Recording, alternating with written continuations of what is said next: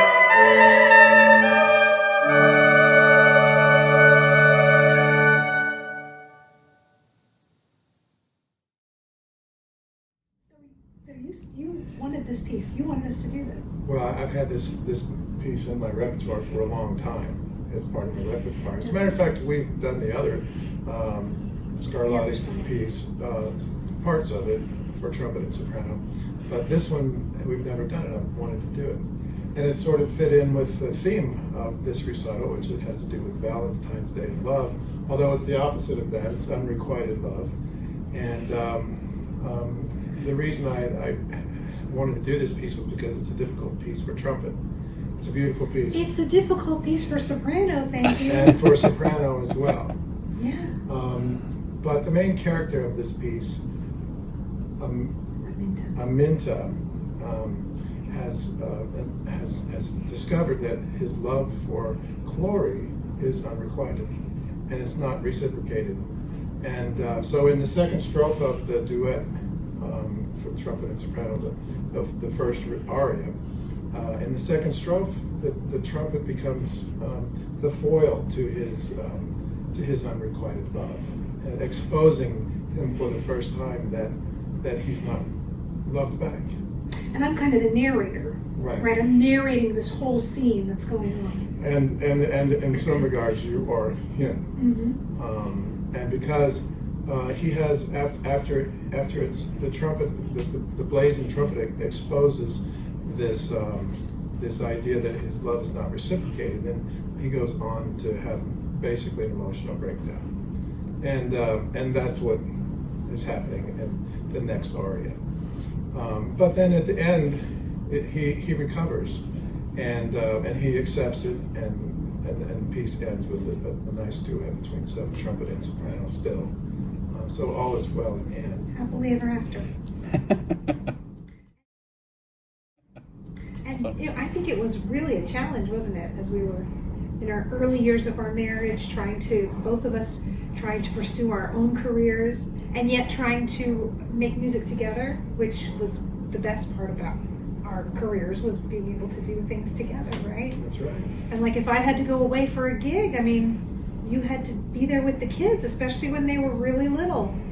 And then I'd come home, and then you'd have to prepare for your next gig as well. So it was a balancing act, but I think it was a good balance. You have to really be committed, right? Just like all marriages, you have to be committed to your spouse and to what their dream is, and everybody feeds, you feed off of each other's dreams. And thank you for feeding me. I was happy to feed you as well.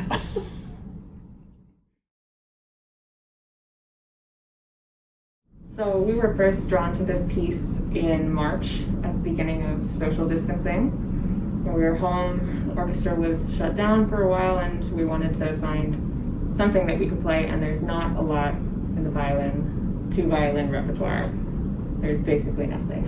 So it's nice to find this piece specifically, and it's sort of become one of our favorite pieces to play together. And we always say it's too bad that one of us isn't a pianist or something. We'd have a lot more to play. But it's such a beautiful piece, and it reminds me personally a lot of the ballet, the Romeo and Juliet ballet. It was written before that, but it's so romantic, and especially the third movement. I think a lot of the lyrical passages, you can really hear the ballet coming through. What about you? Absolutely. It's such an inventive, wonderful piece. Of course, the challenge of a double violin piece is that you don't have a lot of range. The lowest note you have is our open G string, so there's much more sonic fullness to even violin and cello playing together. So it takes an extraordinary composer with a lot of inventiveness to do something special with this instrumentation of two violins. And even Prokofiev said of the piece that he was happy basically that he could create about 15 minutes of interesting music, and that he didn't think a longer piece would have held people's interest, and that's why this piece is in for short movements. But we've certainly grown to love it, and it's just a delight. And as we've gotten to know it more and more through this pandemic, we find new things every time, which is always the hallmark of a great composition, is that you discover more ways in which he's taken that first melody and slowed it down here, and the same ideas, if when you hear this piece you'll recognize come up in each movement in different ways. Yeah, there's a lot of back and forth in the piece, which I really love. He uses both of the voices really well, and I'll hear something that I just played, come up in Gabe's part a second later, and you're always busy doing something. Like, no one's ever just sitting there. Absolutely. It's sometimes we're together and sometimes we're off by like one note, and so it gets really tricky. You have to count really carefully in this piece, and you have to concentrate. It's a very concentration heavy piece. Yes, a lot of concentrating.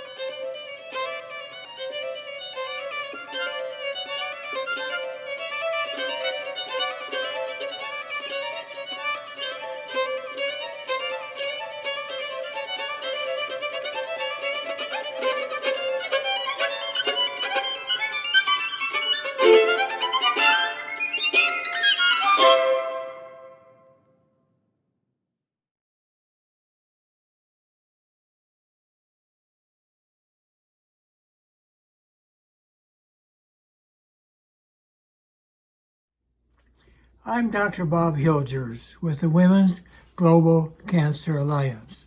We are dedicated to advancing women's health by addressing cervical cancer in developing countries. Cervical cancer in its earliest stages is a silent killer that has no outward symptoms until it reaches the more advanced stages.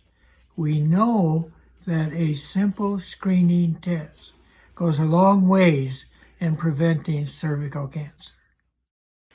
Pap smears are not available, so at the clinic we use the see and treat method. Using household vinegar, we are able to detect early precancerous lesions that can be visualized and treated by freezing. Women can be screened and treated, if necessary, in one visit. When a Haitian woman develops cervical cancer, her options are limited by poverty and the lack of access to treatment. Unless she can afford to be treated in another country, she has no chance of survival. Currently, the clinic is seeing nearly 1,000 women a year, women who come from as far as 250 miles away on bus.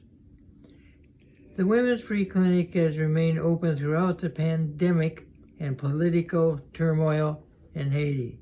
The clinic is screening for cervical cancer, but also providing masks, clean water for hand washing, and much needed women's health care. Good morning. My name is Edine Andre, the director of the Cervical Cancer Prevention Clinic in Gonaives. My name is Marilyn Saint-Louis, the Associate Director of the Cervical Cancer Prevention Clinic. Our words can express our gratitude to your institution for your help and support. During the pandemic, it was very challenging to us to take care of the patients. We haven't enough equipment to take care of the patients. Your help means a lot to us. You help us to get through this difficult moment with your donation. You have touched our hearts, and our gratitude is overflowing. Thank you so much for your kindness. May God bless you. And give you more. Thank you so much. Bye. Women are the pillars of Haiti. Your donations make such a difference. When you save the life of one woman, you save her children and her family. Please give generously.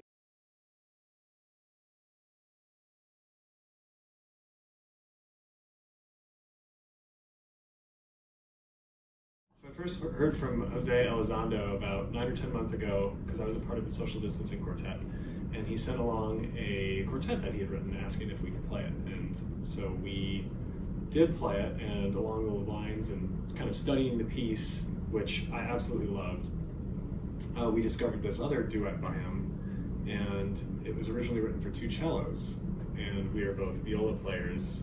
Violists are notorious for stealing cellist repertoire.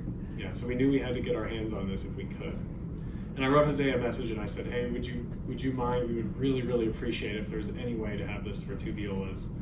And within maybe a day or two, I had a PDF in my inbox of the first movement.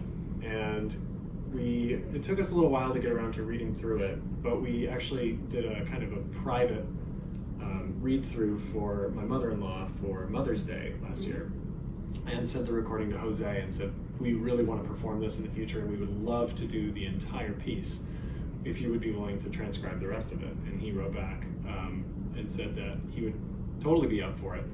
And the next day I had it in my inbox along with a message saying, you know, I was so happy to hear from you guys and so enthusiastic about this request that he just was able to do it that evening.